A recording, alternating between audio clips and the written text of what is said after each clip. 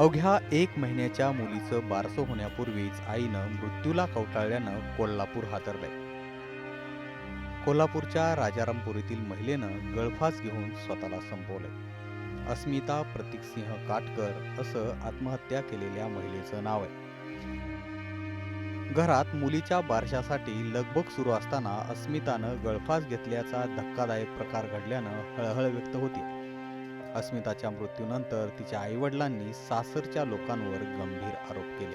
हुंडाबळी झालाय माझ्या मुलीचा आणि टॉर्चर.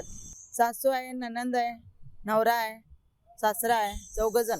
मावल तुमची पाहुणे कोण यायची नाहीत, कोण भेटायचं नाही, आई वडिलांनी बोलायचं नाही मुलगीकडं, मुलगीच्या फोनवरती फोन करायचं नाही, सासूच्या फोनवरती फोन केल्यानंतर मग ही ऐकत बसणार आई काय बोलते ते. व अधिक महिन्यात मी दिलेलं पाळणा घेतल्याने ते आमच्याकडनं 52,000चा पाळणा घेतल्याने 7व्या महिन्यात 2.5 लाख रुपये खर्च केले.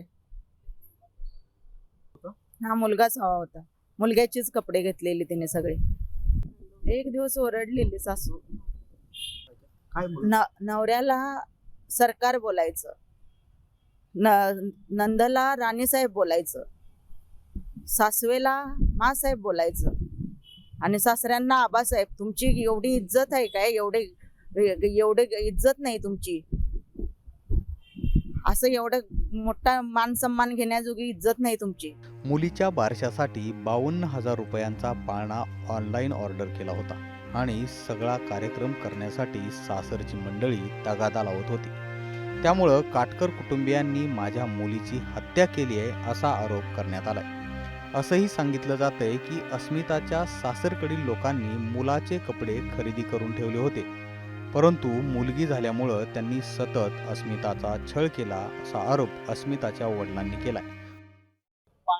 बारशाला पाळणा घ्यायला पाहिजे बोलले. मूल व्हायच्या आधीच पाळण्याची जोडण्या केली त्याने. 52,000चा पाळणा घेतला, ऑर्डर करून ठेवलाय म्हणे. आम्हाला पैसे द्या बोलले. आमच्याकडे पैसे नव्हते तेवढे आम्ही 40,000 रुपये दिले तरी जोडण्या करून. ते पण मुलाच्या ऍडव्हान्स पगार मागून घेतला त्याने 1 महिना. पण ती घरातली त्यांची माणसं जरा नाराज होती, कारण त्यांनी सगळे मुलांचे कपडे अगोदरच घेऊन ठेवले होते. मुलगा पाहिजे होता आणि मुलाचंच नाव सारखं बोलताना वगैरे, म्हणजे पोटामध्ये मुलावर बोलतात ना, कृष्णा कृष्णा काय कृष्णा असंच बोलायचं.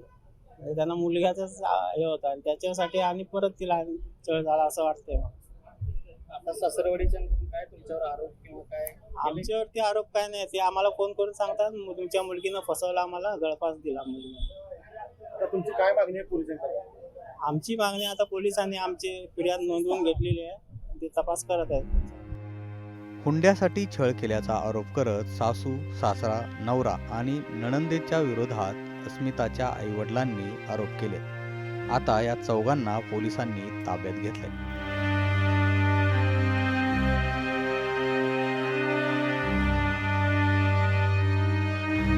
याच्यामध्ये हुंडाबळी नुसार हा गुन्हा आम्ही दाखल केलेला आहे. याच्यामधील जी मयत महिला आहे अस्मिता काटकर, हिच्या सासरचे व्यक्ती तिला वारंवार पैशाची मागणी करत होते आणि तिला मुलगी झाली म्हणून तिचा छळ करत होते. मानसिक आणि आर्थिक छळ तिचा झालेला आहे आणि या छळामुळे तिनं तिच्या सासरच्या राहत्या घरी आत्महत्या केलेली आहे. आम्ही माहिती घेतलेली आहे, वारंवार तिच्याकडून पैशाची मागणी केली जायची वेगवेगळ्या कारणासाठी आणि काही पैसे दिले गेलेले आहेत, परंतु आणखी ती मागणी होत होती. त्याचबरोबर तिला मुलगी झालेली आहे आणि त्यांना मुलगा हवा होता, यासाठी देखील तिचा मानसिक छळ हा होत होता.